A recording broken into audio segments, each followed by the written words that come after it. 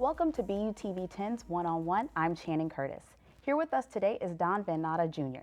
He's a two-time Pulitzer Prize winner and has worked for the Miami Herald, the New York Times, and most recently ESPN. Thank you for joining us today, Don. Thank you. So I want to talk about the beginnings of your career. What really made you want to be a journalist? I wanted to be a journalist ever since I was a little boy. In fact, I think I got a typewriter at the age of 2. I always wanted to be a writer. I was fascinated with writing as a kid. And so it's such a competitive business that I was able to get a head start. When I was 10 years old, I produced a sports magazine for my father and all of his friends who subscribed to it. When I was 12, I did a column in a Stratomatic play-by-mail league newsletter called Don's Dugout, and all through high school, edited the high school yearbook and was with the newspaper. And when I came to Boston University, I chose BU in large part because of the Daily Free Press and because of its very strong journalism program, and just got started right away. Real-world experience means the most if you want to be a journalist, and the earlier you can start, the better off you are. Now, during your time here at BU, is there a specific class or an instructor that really made an impact on you? I would have to say Professor Klarfeld probably made the most deepest impression on me. I remember him and his class. He had such support for me. I was editor of the Daily Free Press for 3 semesters, which is kind of crazy when I look back on it, how long that was and how much work that was. And I also worked at the college radio station as well. I basically edited the paper for 12 hours from about 4 o'clock in the afternoon to 4 o'clock in the morning, stayed up for a couple hours and did a morning show from 6 until 9 or 10 a.m. Then went to sleep and then did it again 3 days a week for one of the semesters. But it was a great experience. Now, you've covered a wide variety of topics in your investigative reporting. Can you tell me what is it that draws you to a topic or to a subject and causes you to want to investigate it further? I'm always fascinated with hard to penetrate institutions. When I was at the New York Times, I covered the White House. I did stories about the Pentagon, the CIA. When I was abroad, I would do stories about foreign intelligence agencies, and since joining ESPN, all of that was really good training for covering the National Football League, which is a big monolithic institution, very powerful, very hard to penetrate, very hard to understand and hard to explain. So I love the challenge of trying to get inside a difficult to understand institution and try to simplify it and explain how it works to readers. Do you have a favorite story that you've done in the past or a report that you've done or something that really sticks out in your memory? Almost all the stories I've done at ESPN have been my favorites. They're all like little children, you know. I love them all equally. But I'm really fond of the story I did in 2013 about the Battle of the Sexes tennis match. That was Billie Jean King versus Bobby Riggs, man versus woman, in September of 1973. And I got a tip that Bobby Riggs actually threw the match to satisfy a gambling debt that he owed to the mob of $100,000. And it turned out it was a pretty strong circumstantial case I was able to build through the reporting that tip is true, that the match was not on the level. And there was a 14-minute TV piece connected to it that I did that I'm very proud of, as well as a magazine piece. And it was the first magazine piece that I did, sports piece, that was anthologized in the Best American Sports Writing, and I was very proud of that. So yeah, it's probably maybe my favorite.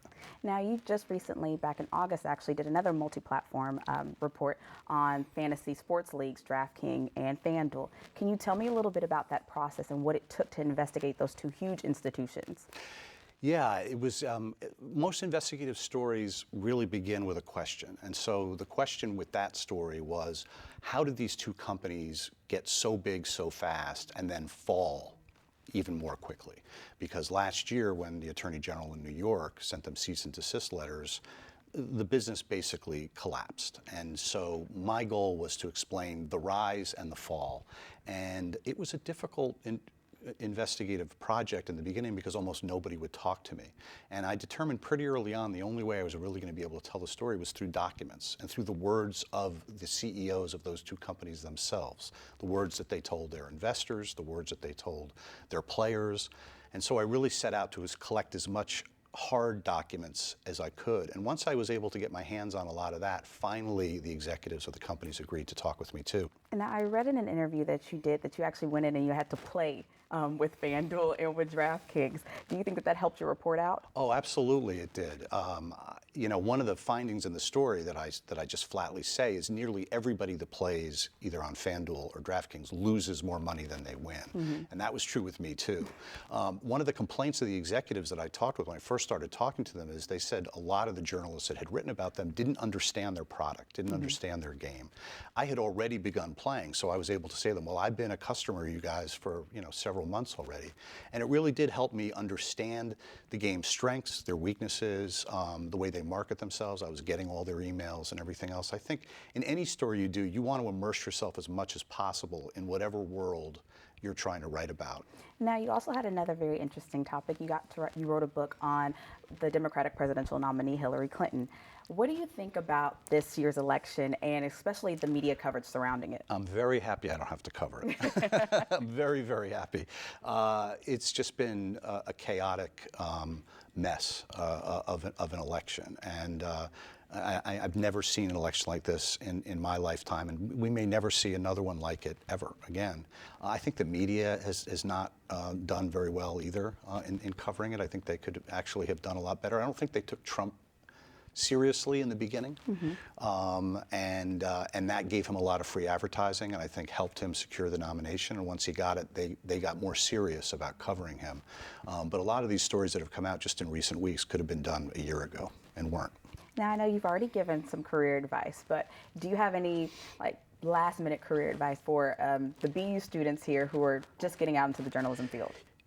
What I tell young people is if you work really hard and if you have a capacity for reinvention, if you think to yourself, okay, I'm going to have to probably reinvent myself 5, 6, 7, 8 times, maybe 10 times as a journalist, then you can survive because the business is evolving and changing so much. You just have to have an ability to say, okay, that was those 4 years. Now I have to try to learn a new skill set. And if you do that, I think you'll do fine. What I also tell young people is it's the best. It's the best career you can choose. Despite all the challenges and the difficulties, it's the most fun you can have. And David Carr calls it the grand caper, the late, great David Carr, who I know is a professor here, a former colleague of mine. And it's really true. It's you have a great time because there's no other profession that every day is new, every day is fresh. You learn something new every day, and you're able to tell stories to readers, to viewers, and that's really special. So it's worth it. It's worth all the hardships. Thank you so much, Don. We really appreciate your time and for coming and sitting down and having this interview with me. Thank you. Appreciate it. And thank you guys for joining us. And this is BUTV10's One-on-One.